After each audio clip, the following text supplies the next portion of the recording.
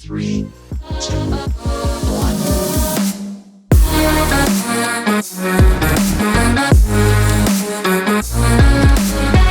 Hello and welcome to Trees 3 here on SPORTSTREE LTD. Folks, I'm Connor Roundtree and welcome to our 27th episode of Trees 3, and we're going to jump right into this with our news and notes. And there is nothing more newsworthy or noteworthy than handing away $500 to our NBA Bracket Challenge champion, along with a couple other prizes. Coming in first place with 11 points to win my first ever Bracket Challenge, I won. But because I'm a SPORTSTREE employee, I can't win the money, so the money goes on to our runner-up.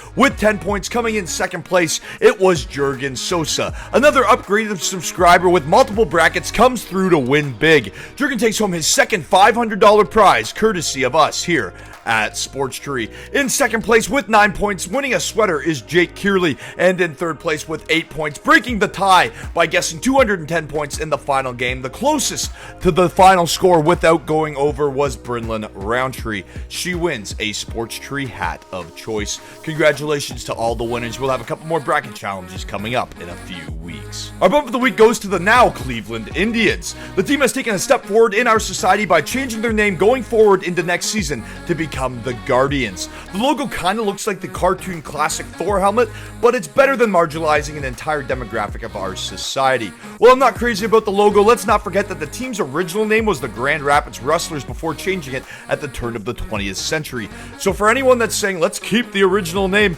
do some homework and have no fear. Major League will always be a classic film. That was also our trivia question on this week's edition of Wing Wednesday. So if you're tuned into SPORTSTREE, you're ahead of the game and you already knew about those Grand Rapids Rustlers. Cleveland, way to go. You get our bump of the week. Our stub of the week has to go to the Montreal Canadiens, who took a step backwards in our society and quite literally hindered it by taking Logan Mallow. How can we say we're moving forward and diversifying as a society when a criminal gets drafted over hardworking, gutsy prospects? By making this tone-deaf selection, the Canadiens are telling society that you can be a criminal, but as long as you're good at sports, you're above the law and other people don't matter.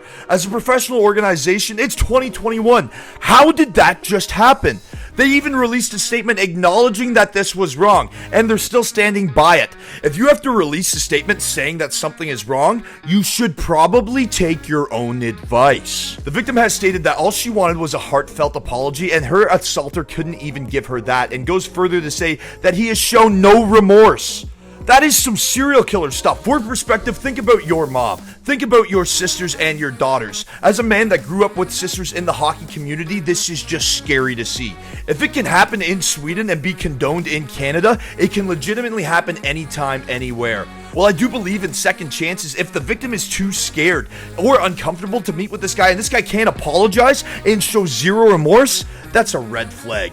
Montreal, you are a disgusting excuse for a professional organization. Look at what your fans are saying on Twitter. This draft pick shows that Montreal cares more about winning than class, character, and being a criminal. But based on their Stanley Cup final performance, they're not doing a whole lot of winning either. Montreal, you get our stump of the week. Coming in at number 3 this week is the NHL Draft, and the draft continues into the weekend. The Sabres took Owen Power with the first overall pick, and the Michigan product is bar none my top prospect in the draft. Luke Hughes will join his brother Jack in New Jersey. Jack was so pumped up he was bouncing around like the Energizer Bunny when the Devils selected his younger brother. Hughes will also play in Michigan next season. Look out for those Wolverines.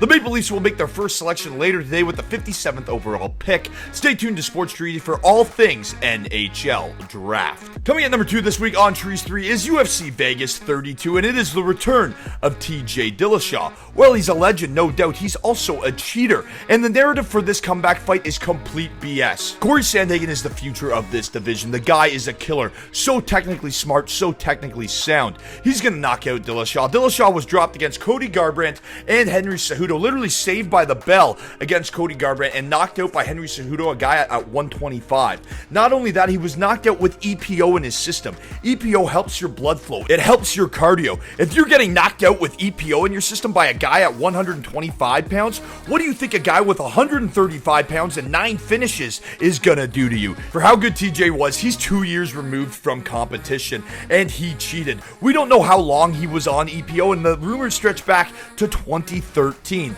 The facts are he's a cheater and he got caught, and the Sandman is gonna give him a nightmarish sleep on Saturday night. Our co-main event is Kyler Phillips versus Paiva, and moving up a weight class, Paiva, he's got tight striking, but Kyler Phillips is the real deal, folks. He's an exciting prospect that lands a solid clip of over 5 significant strikes per minute. The size difference and the power behind Kyler Phillips' shots should wear Paiva down and lead to a knockout finish. I like Phillips by KO. Macy Barber versus Miranda Maverick is going to be an awesome fight between the two extremely durable women. However, there's a massive hole in Barber's game. She does not move her head off the center line. Maverick is going to piece her up with a million jabs, but with that said, Barber also has excellent striking. Look for this to be a war, but Maverick, from what I've seen, has the cleaner all-around game and can take this fight to the mat if need be. She has more paths to victory and is more technically sound. I like Maverick. For Arce versus Noel, make sure you take Arce. He's a strong striker with a win over Dan 50K Ige. He's simply the more well-rounded fighter that's proven himself against higher level competition. As for Eubanks versus Reed, make sure you take Eubanks. She's the bigger, stronger girl with a significant grappling advantage. I think she beats Reed to a pulp in Reed's UFC debut. That leads us into our Monkey Knife Fight play of the day, folks, and we're going to play a Monkey Knife Fight Knockout King contest.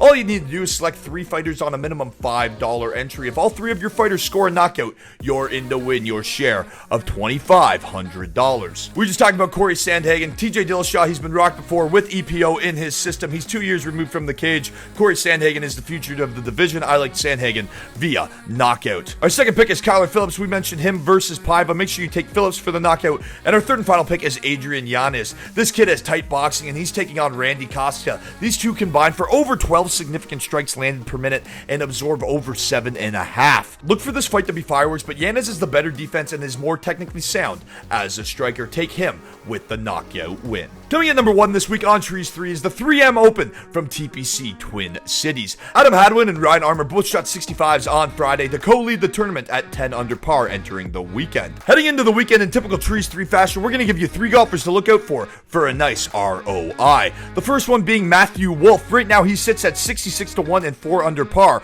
In 2019, he made an eagle on the last hole to beat Bryson DeChambeau and Colin Morikawa by a single stroke. He also leads the tour in eagles per hole rate. If he gets dialed in, look for him to go very low over the weekend. Our second pick is Tony Finau. He shot an excellent 3 under par in the final round of the Open. He sits 17th on tour in scoring average, 7th in strokes gained around the green, and 10th in strokes gained tee to green. On the course with 3 par 5s and a 380-yard par 4, a heavy hitter with steady hands around the green is a solid pick, and that's why I like Tony Finau going into the weekend. Our third and final pick is Cameron Tringali. He finished 3rd place at last year's 3M Open and has gathered 2 more 3rd place finishes and finished 26th at the Open, his highest finish in a major. He also ranks 12th in putting and has gone 151 straight holes without a 3-putt and is currently 7 under with 16-1 odds.